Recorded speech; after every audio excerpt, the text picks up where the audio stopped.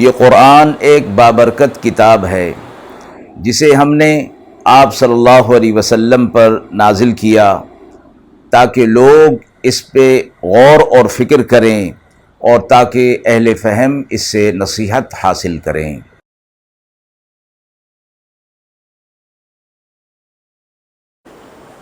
بسم اللہ الرحمن الرحیم۔ السلام علیکم ورحمۃ اللہ وبرکاتہ۔ ناظرین کرام، درس قرآن مجید کے آج کے اس پروگرام میں ہم سورہ کہف کی آیت نمبر 1 تا آیت نمبر 8 کا ترجمہ اور تفسیر پیش کر رہے ہیں، اور آخر میں پوچھے گئے سوال کا جواب ہوگا۔ اعوذ باللہ من الشیطان الرجیم، بسم اللہ الرحمن الرحیم۔ الحمد للہ الذی انزل على عبده الكتاب ولم يجعل له عوجا قیما لینذر بأسا شدیدا من لدنه ويبشر المؤمنین الذین يعملون الصالحات ان لهم اجرا حسنا ماکثین فیہ ابدا وینذر الذین قالوا اتخذ اللہ ولدا ما لهم به من علم ولا لآبائهم كبرت كلمة تخرج من أفواههم إن يقولون إلا كذبا فلعلك باخع نفسك على آثارهم إن لم يؤمنوا بهذا الحديث أسفا إنا جعلنا ما على الأرض زينة لها لنبلوهم أيهم أحسن عملا وإنا لجاعلون ما عليها صعيدا جرزا۔ آیت مبارکہ کا ترجمہ ملاحظہ فرمائیں۔ سب تعریف اللہ کے لیے ہے جس نے اپنے بندے پر کتاب نازل کی اور اس کے اندر کوئی کجی نہیں رکھی، ٹھیک کر کے اتاری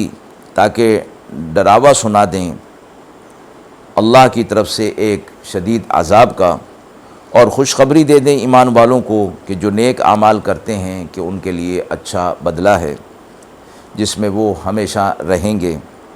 اور ڈر سنا دیجیے ان کو جو کہتے ہیں کہ اللہ اولاد رکھتا ہے، کچھ خبر نہیں ان کو اس بات کی اور نہ ان کے باپ دادوں کو، کیا بڑی بات نکلتی ہے ان کے منہ سے، سب جھوٹ ہے جو وہ کہتے ہیں۔ سو کہیں آپ گھونٹ ڈالیں گے اپنی جان کو ان کے پیچھے غم سے کہ اگر وہ ایمان نہ لائیں گے اس بات کو۔ ہم نے بنایا ہے زمین پر جو کچھ بھی ہے اس کی رونق، تاکہ ہم جانچ لیں لوگوں کو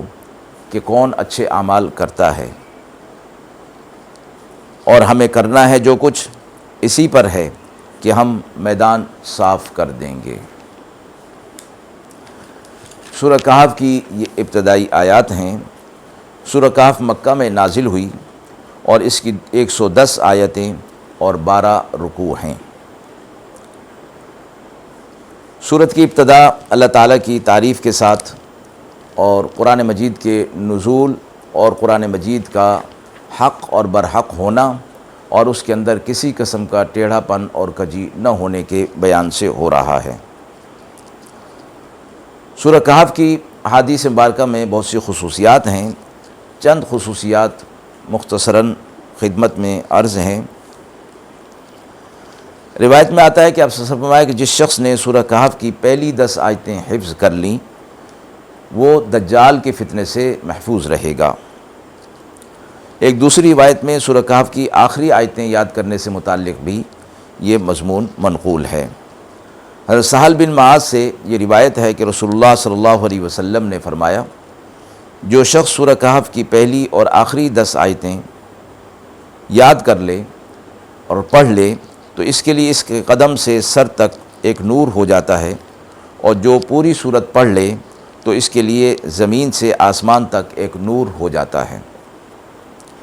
حضرت علی رضی اللہ تعالیٰ عنہ سے روایت ہے کہ رسول اللہ صلی اللہ علیہ وسلم نے فرمایا، جو شخص جمعہ کے دن سورہ کہف پڑھ لے تو وہ 8 روز تک ہر اس فتنے سے محفوظ رہے گا، اور اگر دجال نکل آئے تو یہ اس کے فتنے سے بھی محفوظ رہے گا۔ حضرت انس رضی اللہ تعالیٰ عنہ فرماتے ہیں کہ رسول اللہ صلی اللہ علیہ وسلم نے فرمایا، سورہ کہف پوری کی پوری ایک وقت میں نازل ہوئی اور 70,000 فرشتے اس کے ساتھ آئے، جس سے اس کی عظمت اور شان ظاہر ہوتی ہے۔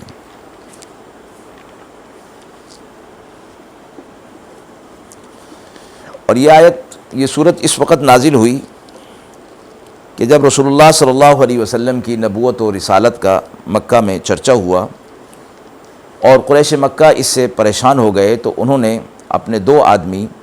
مدینہ طیبہ کے علماء یہود کے پاس بھیجے کہ وہ سابقہ آسمانی کتابوں میں سے آپ کے بارے میں بتائیں کہ وہ کیا کہتی ہیں۔ علماء یہود نے ان سے کہا کہ تم ان سے 3 سوالات کرو، اگر انہوں نے اس کا جواب دے دیا تو سمجھ لو کہ وہ اللہ کے نبی اور رسول ہیں، اور اگر یہ جواب نہ دے سکیں تو یہ سمجھ لو کہ یہ بات بنانے والے ہیں۔ رسول اللہ صلی اللہ علیہ وسلم کے پاس وہ آئے تو ان میں سے یہ کہا گیا کہ آپ ان سے دریافت کیجئے، ان نوجوانوں کا حال دریافت کیجئے جو قدیم زمانے میں اپنے شہر سے نکل گئے تھے، ان کا کیا واقعہ ہے۔ دوسرا، ان سے یہ سوال کیجئے کہ جس شخص نے مشرق اور مغرب کا سفر کیا تھا اس کا کیا واقعہ ہے۔ تیسرا، ان سے روح سے متعلق سوال کیجئے کہ وہ کیا چیز ہے۔ اس کے جواب میں سورہ کہف کو نازل فرمایا گیا۔ ابتدا میں یہ فرمایا گیا کہ اللہ رب العزت نے اس میں کوئی ٹیڑھا پن نہیں رکھا ہے، اور یہ قرآن مجید، یہ کتاب اللہ رب العزت نے اپنے بندے پر نازل فرمائی ہے، اور یہاں کتاب سے مراد قرآن مجید ہے اور عبد سے مراد آپ صلی اللہ علیہ وسلم ہیں۔ مفسرین فرماتے ہیں کہ اللہ کے نزدیک مقام عبدیت سے بڑھ کر کوئی مقام نہیں ہے، اور آپ صلی اللہ علیہ وسلم اس مقام عبدیت پر فائز ہیں۔ قرآن مجید میں جہاں کہیں کسی بڑی چیز کا اور خاص اور امتیاز والی چیز کا ذکر فرمایا تو اس میں آپ صلی اللہ علیہ وسلم کو عبد کی مقام پر فائز فرمایا گیا۔ پھر فرمایا کہ ہم نے اس کو اس لیے نازل کیا کہ اس کے ذریعے سے آخرت کے عذابات سے اور دنیا کے اندر بھی اللہ کی مشیت ہوگی تو عذاب آنے کے سے ڈرایا جائے، اور جو نیک لوگ ہیں انہیں اس بات کی خوشخبری دی جائے کہ اعمال صالحہ پر ان کے لیے بہت بڑا اجر ہے، اور وہ نعمتوں میں رہیں گے اور ہمیشہ اس کے اندر رہیں گے۔ پھر فرمایا یہ لوگ اللہ کے ساتھ اولاد کو شریک ٹھہراتے ہیں، حالانکہ اللہ اس سے پاک ہے، نہ انہیں اس بات کی خبر ہے نہ ان کے بڑوں کو خبر تھی، اور جو بات بھی یہ منہ سے نکالتے ہیں جھوٹ نکالتے ہیں، اللہ پر بہتان باندھتے ہیں۔ پھر آپ صلی اللہ علیہ وسلم جو ان کے ایمان نہ لانے پر دل میں تنگی محسوس کیا کرتے تھے، تو آپ صلی اللہ علیہ وسلم کو تسلی اور تشفی دے دی گئی کہ آپ ان کے لیے اپنی جان کو غم کے اندر گھلا دیں گے اس بات پر کہ یہ ایمان نہیں لاتے، تو آپ ان پر کوئی نگران اور ذمہ دار نہیں ہیں۔ آپ ان سے کہہ دیجئے کہ ایمان لاؤ یا نہ لاؤ، اس سے مجھے کوئی فرق پڑنے والا نہیں ہے۔ اس سے اگلی آیت میں فرمایا کہ ہم نے اس زمین پر جو کچھ بھی بنایا ہے، مخلوقات پیدا کی ہیں، حیوانات، نباتات، یہ زمین کی زینت کے لیے ہیں اور رونق کے لیے بنائی گئی ہیں، اور اس پر رہنے والے ان چیزوں کو استعمال کریں، مسخر کر دی گئی ہیں، تاکہ پھر ہم ان چیزوں کے ذریعے سے لوگوں کے اعمال کو جانچیں اور معلوم کریں کہ کون نیک اعمال کرتا ہے اور کون برے اعمال کرتا ہے۔ اور ایک وقت آئے گا کہ ہم ان تمام چیزوں کو سمیٹ لیں گے اور میدان کو بالکل صاف کر دیں گے، یعنی قرب قیامت میں یہ سب کچھ ہونے والا ہے۔ آیت کے حوالے سے سوال پوچھا گیا ہے کہ زمین پر بہت سی مضر اور مہلک چیزیں بھی پائی جاتی ہیں، کیا یہ سب بھی زمین کی زینت ہیں؟ جیسے کہ آیت میں فرمایا گیا کہ ہم نے اس زمین پر جو کچھ بھی بنایا ہے وہ اس کی رونق اور زینت کے لیے بنایا ہے۔ تو فرمایا گیا کہ مخلوقات میں تو سانپ، بچھو، درندے، جانور اور بہت سی مضر اور مہلک چیزیں بھی ہیں۔ انہیں زمین کی زینت اور رونق کیسے کہا جا سکتا ہے؟ کیونکہ جتنی چیزیں دنیا میں مضر اور مہلک اور خراب سمجھی جاتی ہیں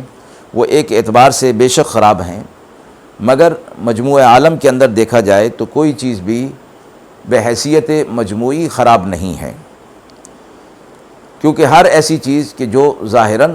مضر اور مہلک ہو لیکن اس میں بھی اللہ رب العزت نے کچھ نہ کچھ حکمت پوشیدہ رکھی ہے۔